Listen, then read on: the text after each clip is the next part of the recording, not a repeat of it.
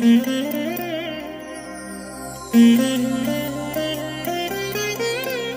దినం పరము నుండి దిగివచ్చు మాట. ఇది నీ జీవితానికి వెలుగుల బాట. నీ ఒడిలో ఉంచబడిన దీవెనల మూట, అద్భుతాల ఆనంద ఊట. జూలై 6. సంవత్సరమంతా మీరు బైబిల్ చదివి ముగించడానికి ఈరోజు మీరు చదవలసిన లేఖన భాగము ఉదయం యోబు గ్రంథం 32 మరియు 33 అధ్యాయములు, సాయంత్రం అపోస్తుల కార్యములు 14వ అధ్యాయము. ప్రియమైన దేవుని బిడ్డలారా, ఈ ఉదయకాల సమయంలో ప్రభు కృప మీకు తోడైనగాక. ప్రియ దేవుని బిడ్డలారా, ఎలా ఉన్నారు?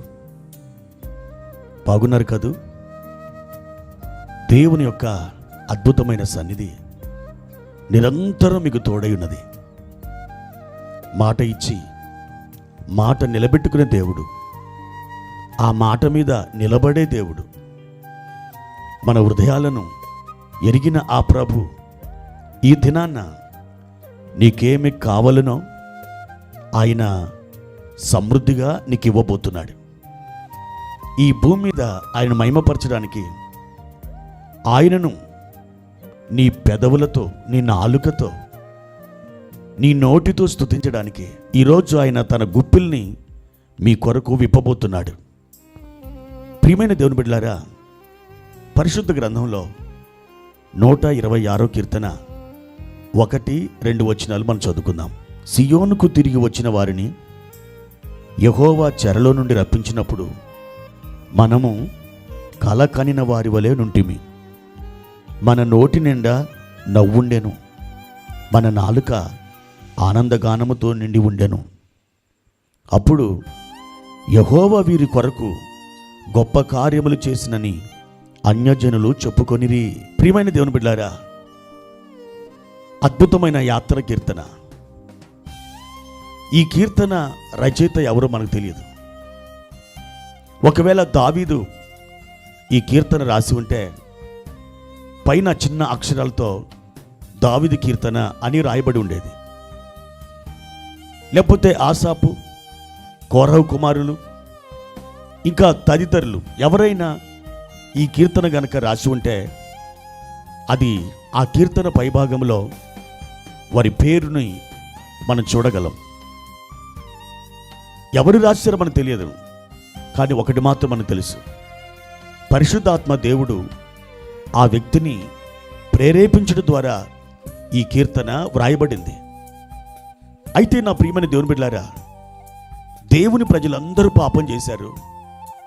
పలుమారులు వారి యొద్దకు ప్రవక్తల్ని, సేవకుల్ని దేవుడు పంపించాడు.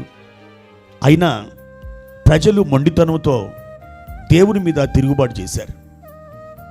అప్పుడు దేవుడు వారిని బబులోన్ అనే ఒక దూర దేశానికి, చెరలోనికి పంపించాడు. అంత దూరం చెరలోనికి వెళ్ళినటువంటి వీరు అక్కడి నుండి మరలా తిరిగి రావడం అసంభవం. కానీ ఆ చెరలోకి వెళ్ళడానికి ముందు దైవజనుడైన ఇర్మియా ద్వారా దేవుడు ప్రకటించాడు, మీరు 70 సంవత్సరాలు ఆ బబులోనులో చెరలో ఉంటారు. ఆ తర్వాత ఆ సమయం ముగించబడుతున్నప్పుడు మరలా ఆయన మిమ్మల్ని తీసుకుని వస్తాడు. ఇది ఇర్మియా ప్రవచించిన ప్రవచనం. వీరందరూ కూడా బబులోను దేశానికి వెళ్ళిపోయారు. ప్రియమైన దేవుని బిడ్డలారా, సంవత్సరాలు గడిచిపోతున్నాయి.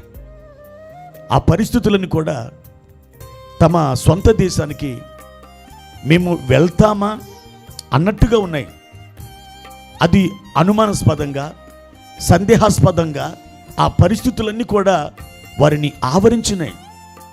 కానీ పరిస్థితులు వ్యతిరేకంగా ఉన్న దేవుని వాగ్దానం నిశ్చలముగా ఉంది. ఆ 70 సంవత్సరాలు ముగించబడుతున్నాయి అనగా దానియేలు భక్తుడు బబులోను దేశంలో ఉపవాసం ఉండి ప్రార్థన చేస్తున్నాడు. ఇర్మియా ద్వారా ప్రవచించబడిన ఆ ప్రవచనాన్ని జ్ఞాపకం చేసుకున్నాడు. దేవుడు అద్భుతంగా కోరెష్ అనే రాజుని ప్రేరేపించి యూదులందరూ కూడా తమ స్వదేశానికి అనగా యోదయ దేశం యెరూషలేముకి వారందరూ వెళ్ళడానికి అవకాశం ఇచ్చాడు. వారందరూ చిన్న పెద్దలు, పిల్ల పాపలు అందరూ కలిసి వారి వారి గ్రామాలకి, వారి వారి పట్టణాలకి కదిలి వెళ్ళిపోయారు. ఆ తర్వాత వ్రాయబడిన కీర్తన ఈ 126 కీర్తన. చెరలో నుండి మనం వచ్చినప్పుడు అదొక కళ నిజమా అన్నట్టుగా మనకున్నది. యెహోవా వీరి కొరకు గొప్ప కార్యములు చేస్తున్నాడు అని అన్యజనులు చెప్పుకుంటున్నారు అని ఈ కీర్తన రాసిన ఆ ప్రవక్త మాట్లాడుతున్నాడు. నా ప్రియమైన వారులారా, మీ పరిస్థితులు కూడా జటిలంగా ఉన్నాయా? మీరు చీకటిలో తచ్చాడుతున్నారా? మీరు అంధకారం అలుముకొని ఉండగా అడుగు తీసి అడుగు వేయలేని పరిస్థితుల్లో మీరు ఇబ్బంది పడుతున్నారా? కన్నీరే మీకు అన్న పానీయములుగా ఉందా? పరిస్థితులన్నీ మీకు వ్యతిరేకంగా నిలిచినట్టుగా, అది సింహం వలె పంజా వీసినట్టుగా మీకు అనిపిస్తున్నాయా? నా ప్రియమైన దేవుని బిడ్డలారా, మీ నోటి నుండి దేవుడు నవ్వు కలగ చేయబోతున్నాడు. ఇది కళ నిజమా అన్నట్టుగా మీకు ఒక అద్భుతాన్ని దేవుడు చేయబోతున్నాడు. నేను విడుదల పొందుతానా? ఈ పరిస్థితులు నాకు మారుతాయా? పూర్వ వైభవం నాకు మరలా వస్తుందా? రేపటి దినాన ఈ పరిస్థితులు ఇంకా టైట్గా అయిపోతాయా? లేకపోతే వీటి నుండి నేను పూర్తిగా బయటపడతానా అని మీకు అనిపిస్తుందా? ప్రియ సోదరుడా, సోదరి, ఇది కళ నిజమా అన్నట్టుగా నీ పరిస్థితిని దేవుడు మార్చబోతున్నాడు.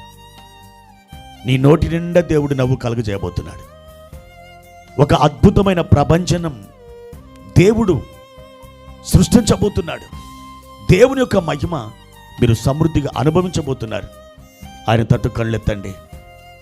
సియోనికి మరలా మీరు తిరిగి రప్పించబడతారు.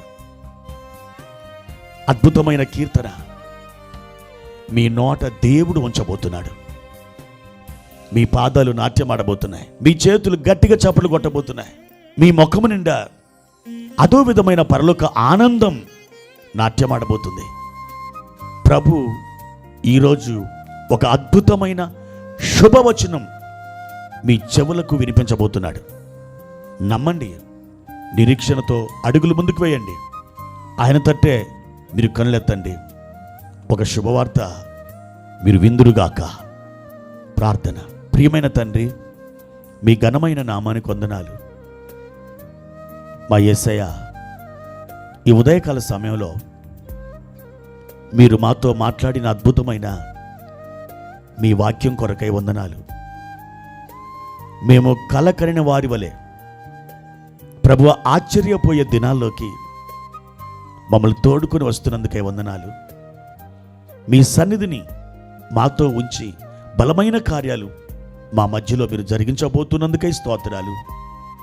మా ప్రియులు అద్భుతమైన శుభవచనాన్ని విని మీ ఘనమైన నామాన్ని స్తుతించినట్లుగా వారిని ఆయత్తపరుస్తున్నందుకే వందనాలు. వారు కోరిన రేవునకు మీరు వారిని చేర్చుచున్నందుకై స్తోత్రాలు. యేసు నామములో మేము మిమ్మల్ని స్తుతించి గణపరిచి వేడుకుంటున్నాము తండ్రి. ఆమెన్.